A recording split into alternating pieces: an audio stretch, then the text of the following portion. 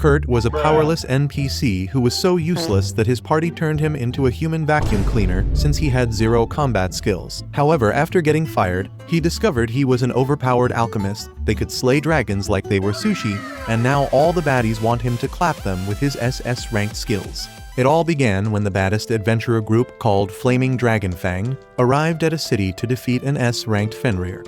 Unfortunately, the monster popped up from where Kurt hid and faced the party, causing Bandana to move swiftly using her ropes to bind the beast. She however got yeeted and plastered on the wall like tomato paste, but their healer quickly healed her, allowing her to actually use her brain, this time to attack, which had her binding it to a tree.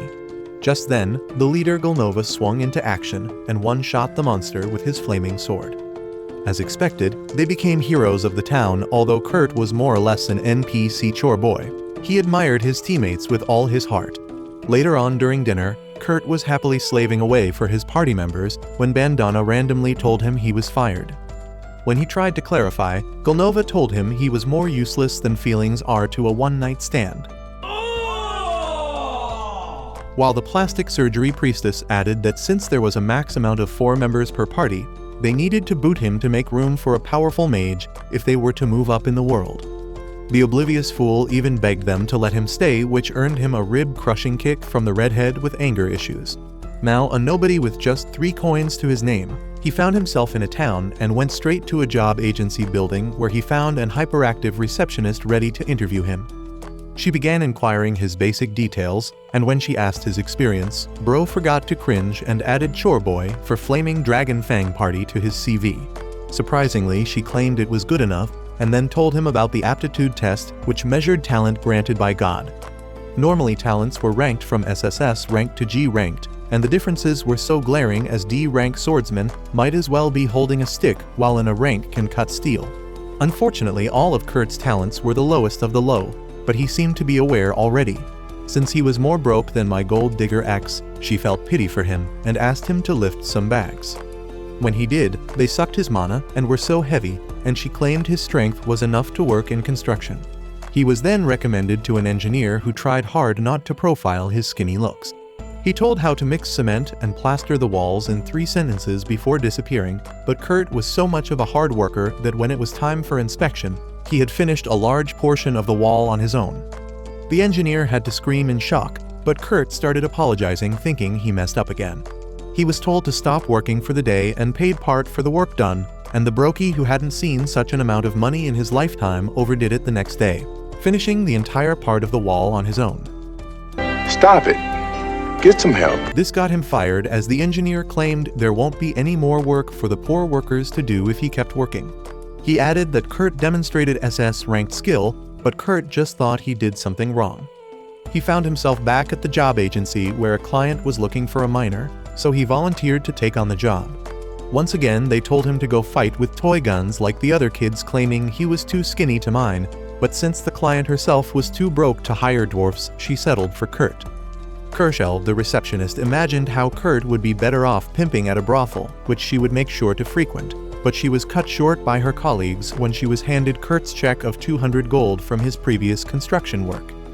She was so stunned that she tripped on the sandbags, which she soon learned were magic assessment tools that only got heavy when touched by people with incredible magic capacity, but didn't react to ordinary people like her. Back with the judgy client called Ulyssia, they arrived at their stop, which had only 1 tent, so Kurt pointed out he couldn't tempt the devil by sharing a small tent with her alone.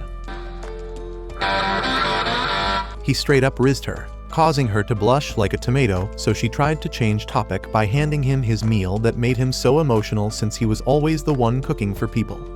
At night, Bro couldn't sleep since his Bluetooth was trying to connect to her device, so he quickly went to sleep outside, not knowing that it was actually a test. 5 hours later. When it was time to mine, Ulyssia told him they were supposed to start digging for ores at random, but Kurt told her they weren't clueless airdrop bots. So he volunteered to show off his skills, and in a few hours, they found a bunch of gemstones.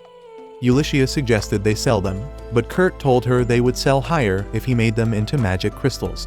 This surprised her as only 10 magic craftsmen called Ateliers existed in the kingdom. But she became more astonished when he made one in less than a minute instead of the usual 1 hour it normally took. After he was done, Kurt stayed in the forest while she tried selling the crystal in town. However, since she couldn't say which Meister made them, she pulled her old royal family adventurer pass and got permission to teleport to the capital. There she met Mimiko, who would buy them secretly at 20 silver per piece, but on a closer look, she realized they had so much mana in them and offered to buy each piece for 10 gold instead. She immediately brought a sack of coins since the quality was so impressive, but she asked Ulyssia to first promise not to sell the crystals to anyone else, since an item like that in general circulation would cause a lot of problems. Secondly, she asked who made them, but Ulyssia refused to say. She asked why she was monopolizing someone that powerful for her gains instead of giving him to the kingdom, but even after using her authority as a court mage to force her, she refused to talk. Seeing that she wouldn't budge, she told Ulyssia to at least make sure he remained in the kingdom and gave an offer to become a royal baron or a count if he decided to work for the royal court. After then, Ulyssia went to the guild to investigate Kurt, but Kershal wanted to blab about confidentiality, so she pulled out her expired royal crest. There she learned that although Kurt had G-rank skills, he seemed to be extraordinary everywhere apart from combat. She also told Kershal to deposit the money for the crystals into Kurt's account before heading for the forest, the next morning, only to discover Kurt had built a cabin on his own overnight. It turned out it was normal for people to build houses overnight in Kurt's village, but she kept wondering if she was tripping since the maths wasn't mathsing. At the other end, the flaming dragon Fang were getting their butts handed to them by a freaking stick monster, so Golnova took out his frustrations on their new Sakura Sari teammate. Meanwhile, Ulyssia informed Kurt about the position in the royal court, but Bro rejected it, saying that he preferred being a small fry who gets ordered around and wished Golnova would take him back. At that point, she thought he got off from being treated like trash, but quickly changed the topic back to mining. She wanted him to rest only for him to reveal he was comfortable with the 6 hours of sleep he got. She began calculating how long it took him to build the cabin if he slept for 6 hours. However, he thought she was about to scold him, as he only got 4 hours of sleep in his former party, so he promised to make up for lazing around.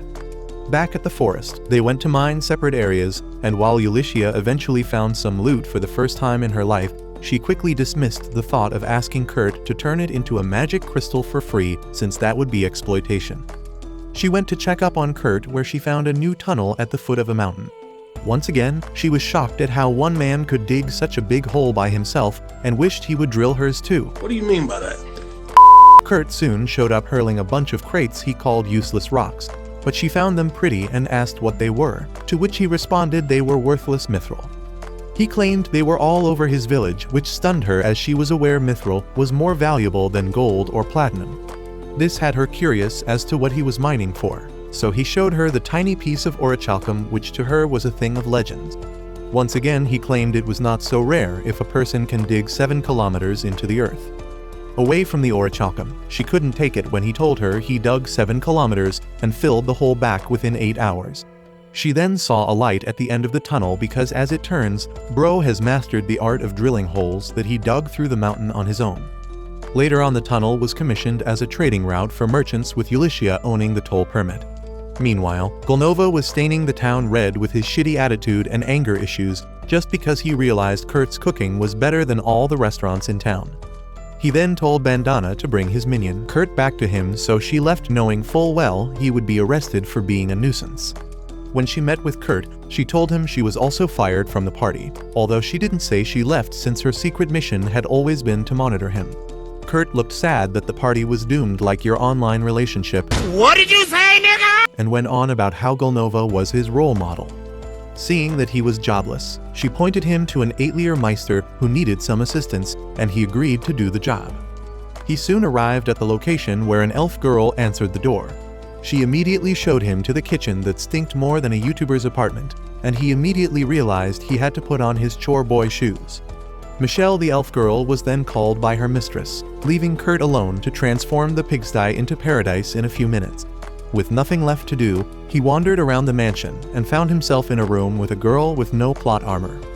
He immediately freaked out and introduced himself, so she recalled Lady Ophelia requesting help from outside.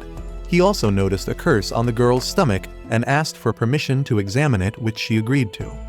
He noticed it was an advanced curse that had damaged her organs so badly and got an idea to prepare some soup to ease her pain. Meanwhile, Ulyssia met with Mimiko, who valued the useless mithril at 50,000 gold pieces. At that point, Ulyssia was more concerned about Kurt's safety, and Mimiko agreed that if word got out about his skill, he would surely be kidnapped. Back at the mansion, Lady Ophelia walked into Kurt cooking, so he immediately apologized for doing so without permission, adding that it was for the hungry girl he met. She immediately told him not to say anything about the girl he met, after which she paid him and told him to beat it. Immediately, Ophelia brought in the soup. She wanted to dive into it, but Ophelia was worried about it being poisoned, but she told her not to worry as she was already dying from a curse, so no one would care about poisoning her. As soon as she started eating it, she collapsed, which frightened Ophelia. However, she soon got up and revealed she had been cured totally. At the same time, the people who cast the curse realized it had been broken. They revealed she was Princess Lyslot and wanted to investigate properly before recasting the spell on her. That night, Ophelia took Lyslot to Mimiko and Ulyssia and revealed Princess Lyslot's identity. We'll leave out why she looked like a cheap 90s doll, as Ophelia would reveal she was cursed, adding that it could only be the handiwork of 3 suspects who wished to fuel war between the country and the princess's mother's nation. Mimiko then asked how they were able to break the curse, and she said it was Kurt's doing. Ulyssia couldn't understand how Kurt randomly healed and rizzed the princess when they'd only been apart for half a day. Meanwhile, Mimiko's suspect list included the first general named Sinova, Tristan Maynolf, the bishop of the Poland Church, and lastly the third Queen Isidora. Since they couldn't possibly confront these people head-on, Ophelia suggested they set a trap on Lyslot's 15th birthday. She explained how they'd create a fake Eitlier Meister who Lyslot would train under, forcing the culprit to investigate the Eitlier's identity. At the job agency, Kurt overheard a group arguing about quitting a job since their party was missing a member, so Kurt volunteered to help them out. Even the shrimp of the party talked down on him since they needed Gorilla Chan to help them carry what they would mine. They claimed he was too skinny to lift the bare minimum 200 kilograms, so he went on to lift both the shady-looking samurai and the heavily built tank, which earned him an applause from everyone. In the forest, the tank introduced himself as Kans, the depressed samurai as Danzo, and the shrimp-looking dead-weight caller herself Sina. Few moments later, Kurt's leg got stuck inside a slime monster, and his combat skill was so lower than your IQ that he couldn't defeat it when all Sina had to do was stab it easily. He started feeling useless again, but they assured him that just like Sakura, he could still get screen time despite being useless. He then recalled how his former party treated him and shed a tear due to the love he was now experiencing. Once in the dungeon, they noticed Goblin Dung, but Kans claimed they could handle 1 or 2 goblins, so they moved on ahead. Just then, they spotted a Globin and slayed it immediately, but it had already signaled the horde, which they clearly couldn't handle. Thinking of what to do next, Kurt found a secret passage, so they told Sina to go with him while they held off the goblins. However, when they went in, it became clear Kans and Danzo were sacrificing themselves for them to escape. Despite the situation, Sina summoned courage to forge ahead, only for her hopes to be shattered by a bunch of iron dragon golems in front of them. Back in town, Ulyssia took Lyslot around as they planned to make Kurt the fake Eitlier, but when they found his apartment, he wasn't in. Bandana then showed up to reveal that Kurt went mining with an adventuring party before disappearing.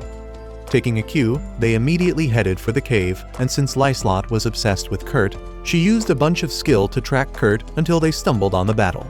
Immediately, Lyslot boosted Ulyssia's physical abilities before she dashed in to save the useless ballless men. In the secret cave, Sina had given up any hope for survival, however Kurt told her he could handle them. He then took a dagger and began hopping on parts of the dragons, dismantling them one after the other and dodging their attacks while Sina watched in horror. He went on to harvest the dragons and casually said it was normal to mine iron golems. By the time Ulyssia showed up to save the day, Kurt had already finished traumatizing Sina.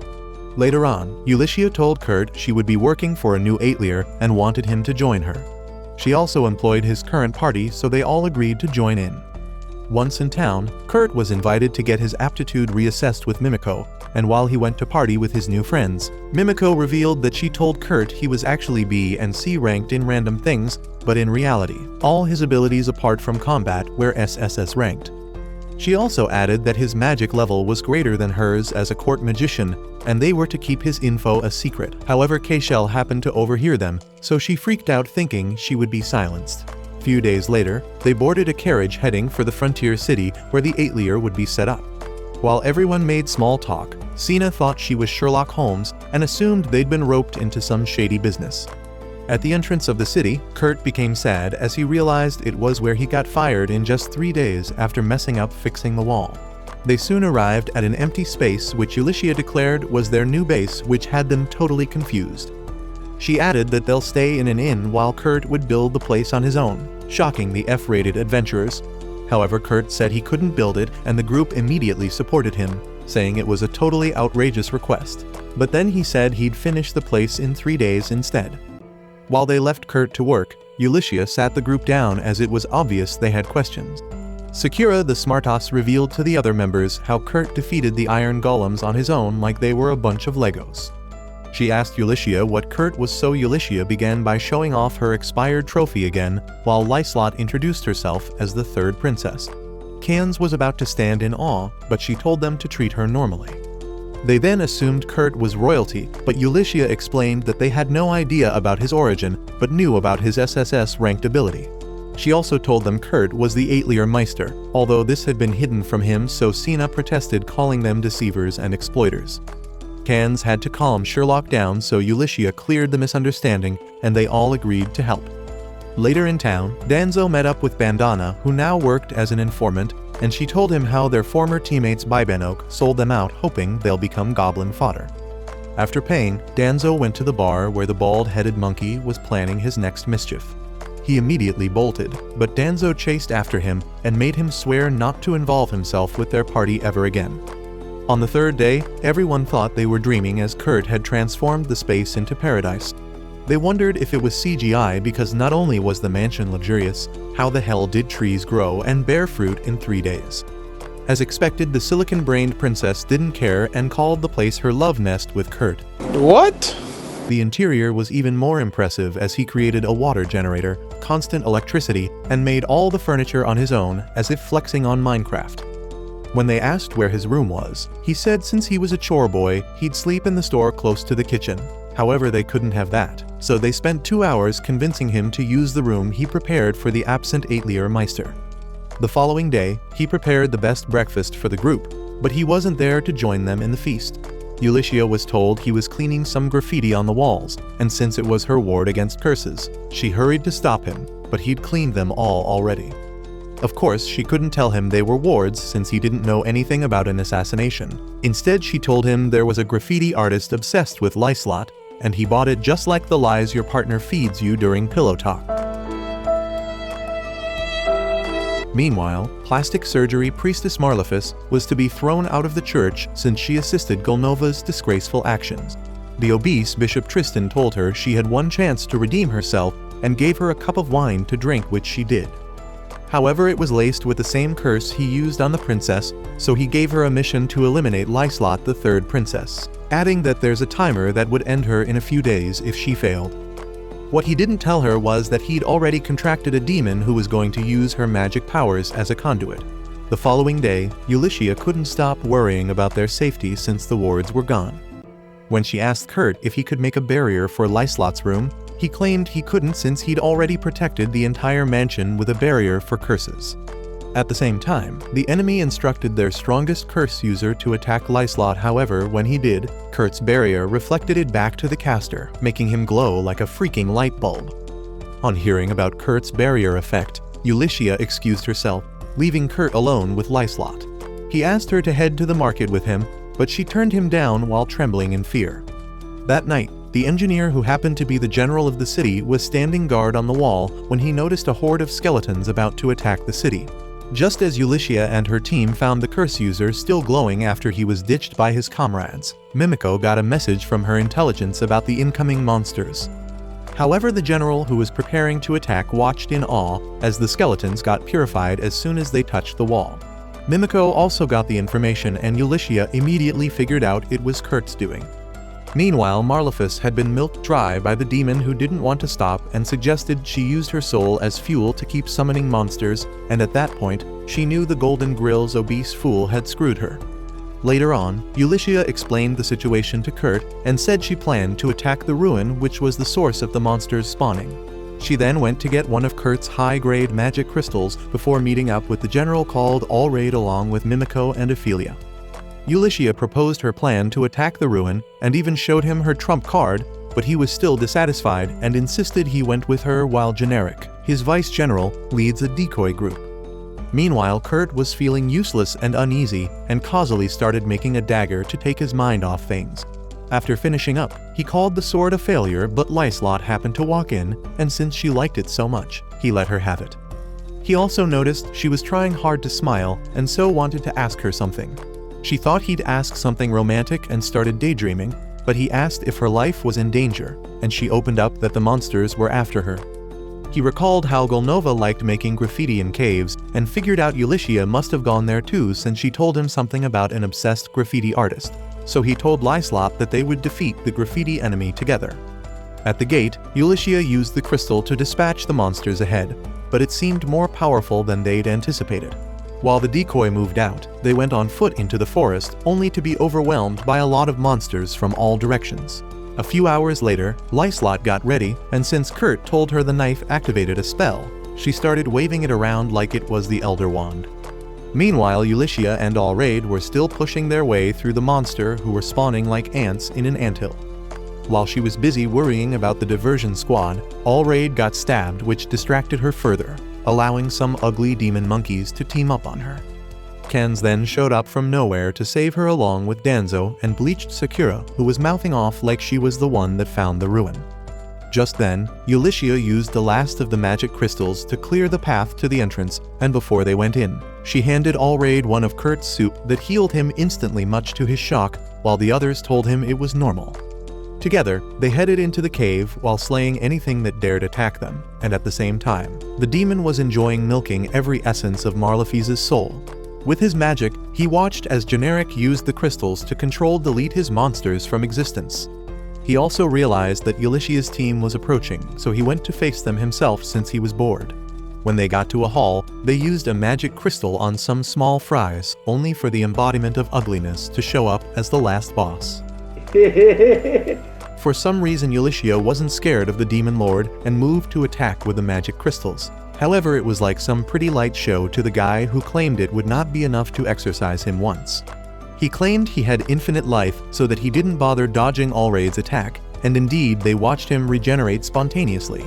To frustrate them further, he showed them everyone suffering to protect the town and summoned even bigger monsters to bully them.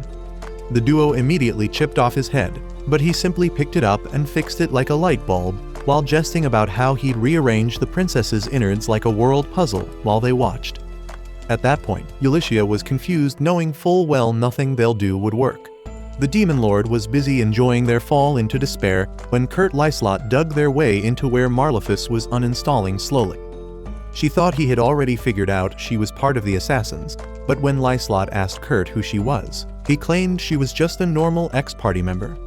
She had to confess what happened, but Kurt's brain kept thinking she was simply the graffiti artist and nothing more. The idiot completely ignored the villain and asked for the whereabouts of Ulyssia, which Marlefus pointed out for him, but instead of going, Lyslot offered to go in his place and told him to clean the graffiti Marlefus was lying on. She managed to convince the pea-brained idiot to stay behind, while Marlefus called him stupid in various forms for attempting to erase a magic circle with a mop only for it to actually work. Immediately, the demon noticed what had happened. It dodged the duo's attack as Marlefus was the source of his power. The smart-ass Ulyssia was about to use the magic crystal on him, but he hit it out of her hand instantly. To make matters worse, Lyslot showed up for free like it was Black Friday, so she got struck in the chest before anyone could react. As the demon was celebrating his free coupon, her corpse turned into butterflies as she revealed Kurt's sword had the power of confusion and could create illusions. He tried to attack again, but Lyslot made another butterfly clone, while her real body broke the magic crystal, which created a light that sent him back to the depths of hell, along with all the monsters he summoned across the land. Once the monster was gone, Ulysses scolded Lyslot for offering herself to the enemy like a fool before they both thanked her for saving her life. Below, Marleifs was thinking about how she'd still die from hunger due to the curse, and when Kurt gave her food, she took it with the intention of tasting Kurt's fantastic cooking before dying. As expected, it was so sweet that it took some time before she realized the food had not only cured her depression, but also erased her curse as well. This made it clear that Kurt was the one saving their butts the entire time, and she burst into tears and apologized to Kurt. It was about to be a sweet reunion until Mimico's ninjas dragged Marleifs away, and although she thought Kurt would save her, the oblivious boy just promised to gift her sliced grapes in prison. Together, they headed back to the city with everyone safe and sound, and Kurt admitted he was having fun for the first time in his life. That night he made lots of food for the injured knight, but he got worried they didn't like it, and even offered to make a more appropriate dish. However, Allraid assured him they loved it so much they focused on eating instead of talking. Lyslot also introduced Kurt to Allraid, who he initially thought was the engineer, and as they watched the fireworks, everyone noticed their wounds had healed, to which Kurt casually said was a normal thing to heal while eating. A long time ago, when Kurt was still little in his hometown, he approached a traveling merchant's daughter who completely ignored his overfamiliar gestures, as his Riz game hadn't downloaded yet. Bro was about to cry after being ignored by the purple baddie, so she took pity on him and told him her father instructed her not to speak to anyone from Haste Village, as they were all weirdos who he'd rather they didn't influence his daughter. She introduced herself as Hildegard, and soon a golem took both of them into the forest to explore. When she touched a poisonous berry, she suddenly collapsed, causing Kurt to go full pharmacist just to treat her. He was about to get his first kiss, but that's when he woke up in a carriage with the others. They eventually arrived at a village which requested for their help because they were having a drought despite having neighbors with abundant water. The bald, googly-eyed elder lamented how their neighbors refused to help them or even negotiate, which resulted in him calling for the Aetlirs. When Ulysses returned to base, Danzo reported that everyone had gone up the hill to care for some waterfowls owned by the elder who had a bad back. Ulysses decided to help negotiate with the neighboring village, but unfortunately they too were about to run out of water reserves. Just then, they got news of a commotion at the top of the hill, only to arrive there to find a large lake and Kurt causally sprinting from its direction. He was blabbing about how he noticed something was wrong and fixed it, and just then the two village heads arrived and started worshipping Ulysses for fixing their water problems. However, Kurt had no idea he was the hero. As they returned, they got a lot of gifts from the villagers, and although Kurt wished Lyslot could take some, Ulysses explained that she had a duty to report the monster incident herself. In the capital of the region, she and Allraid visited a sleep-deprived dwarf called Margrave Takon. Takon asked what the princess wanted, to which she replied that she wasn't there as a princess, but as part of an Aetlir. She understood that Takon had great influence but relied on others for finances, which granted him connections to the royal family and their neighboring empire, so he'd want to be on her good side. Just then, Takon inquired about the magic crystals that were very effective in their victory against the monsters, but Lyslot immediately downplayed their potency so Kurt won't get roped into his schemes. He then went on about how the frontier town was nameless since they didn't have a mayor, and since they are part of his domain, he suggested that it be named after the new Aetlir who would become its mayor. It was obvious he wanted the identity of the Aetlir Meister revealed, and when she said she had no authority to decide such a thing, he put her in a bind by calling for Allraid to support the hero that saved his knights. She prayed he'd read the room and refuse, but the clueless muscle brain supported the Margrave. When she refused his proposal again, Takon argued that the Aetlir Meister might be flawed, and before she realized, she ended up glazing Kurt so much that she unknowingly agreed to his proposal. Back at the mansion, Lyslot and Ulysses tried to find someone to act like Kurt. However, Lyslot went on about how her beloved Kurt was irreplaceable.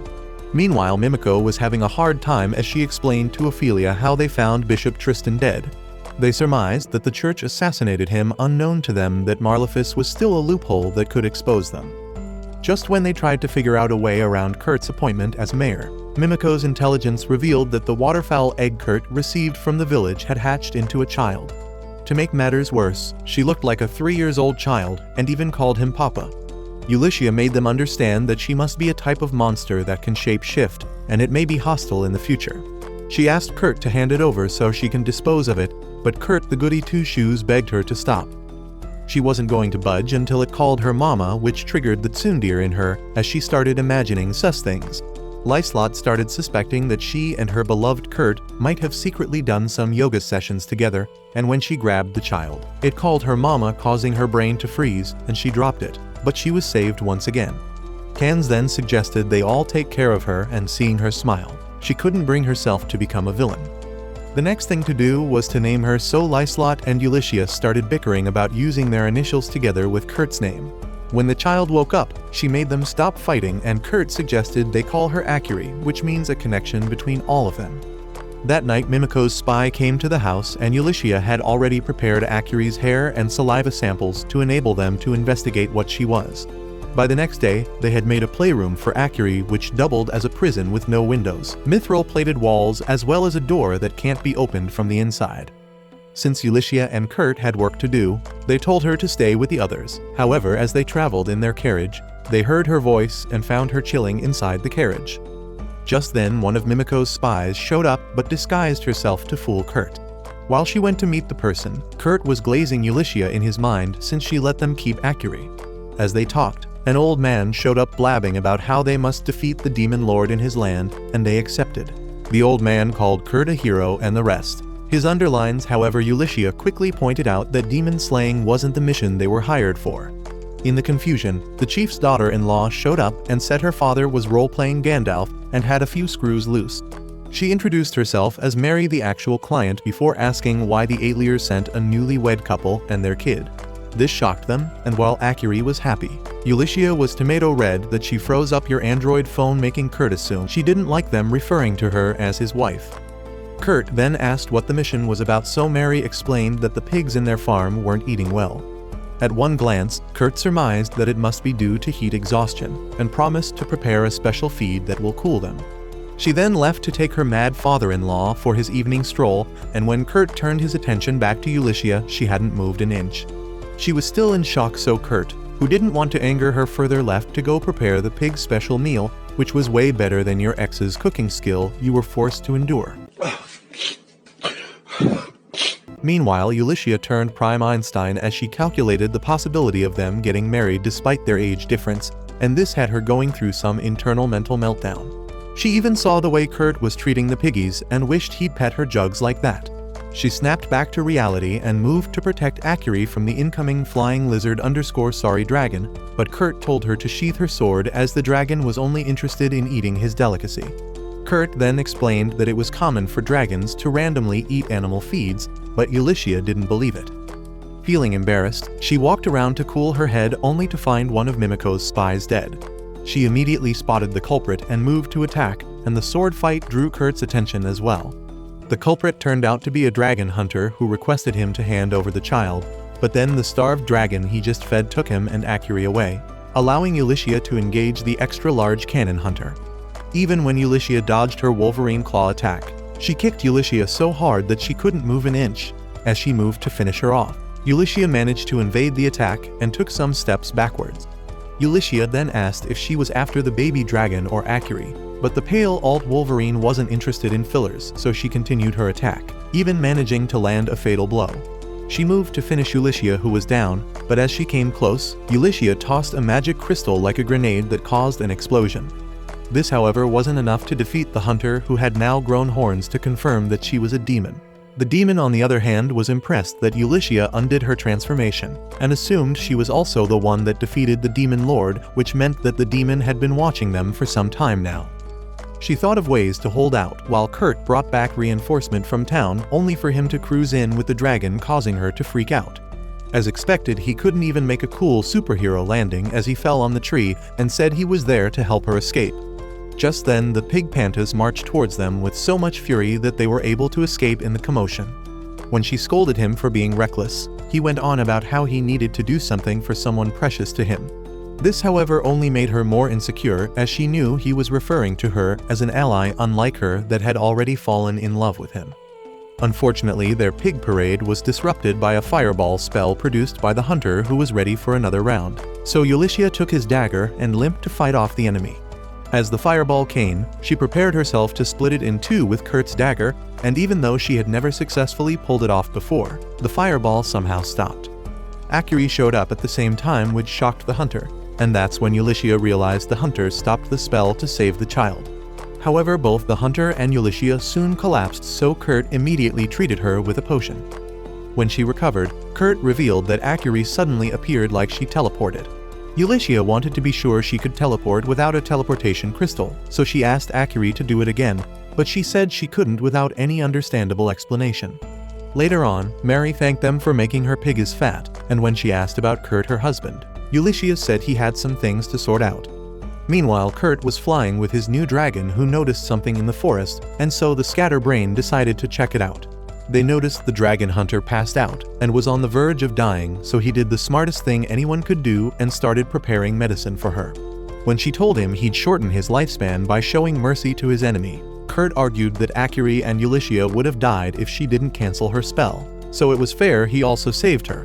After finishing the medicine, she suddenly got up only to collapse, so Kurt explained that he added some anesthesia to her medicine before going on to scold her for attacking a tamed dragon and human instead of hunting wildlings elsewhere.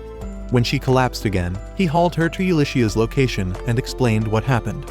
Soon they got back home along with the captured demon, and while Akiri played with the girls, a handsome tall guy who looked like an upgraded Kurt showed up, and Lyslot introduced him as their long-awaited Eitlier Meister, which shocked Ulysses, who knew the real Eitlier Meister was the oblivious Kurt. The guy soon introduced himself as Rikudo, which got Kurt very excited as he introduced himself as the King of Chores. Rikudo was glad Kurt would be available for him to use as he liked, and seeing this disturbed Ulysses, who immediately ordered Kurt to prepare dinner. As soon as the others were gone, Rikudo was about to pull a Chad Riz move, which had Ulysses aiming for his family jewels, only to realize he was an illusion created by Lyslot's dagger. Ulysses was amazed that she could also conjure an illusion of someone who doesn't exist. However, the princess revealed that Rikudo was an imagined 20-year-old version of her darling Kurt.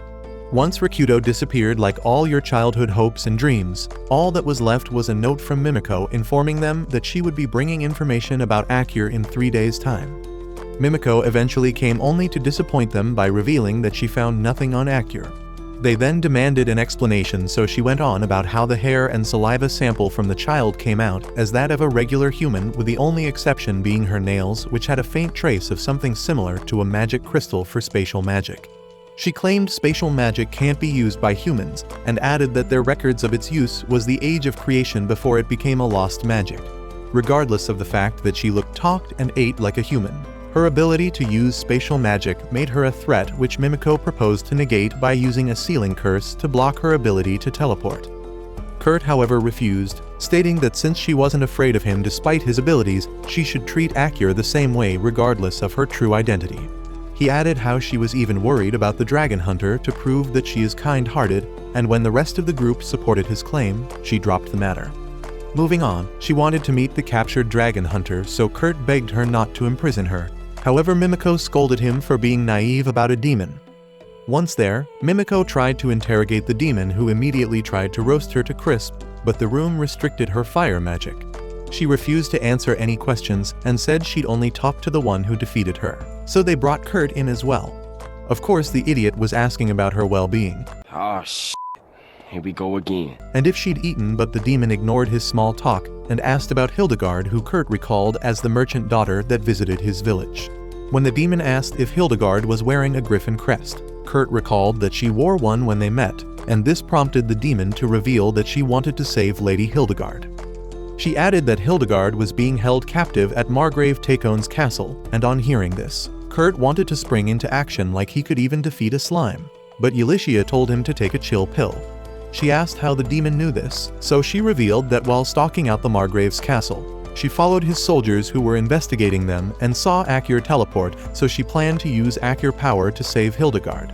Ulysses still wasn't buying her story, so the demon told them to check her pendant, which they dug from her massive plots and found to be the Hildegard.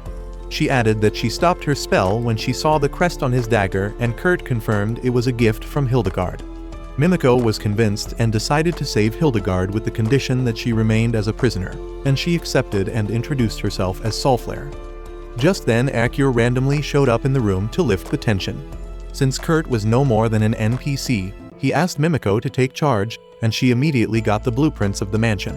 She revealed that the Margrave was 47 years old, but had already lost his wife and only daughter to a disease. She added that her intelligence knew of a room that only the Margrave could enter, and Solflare confirmed this as well.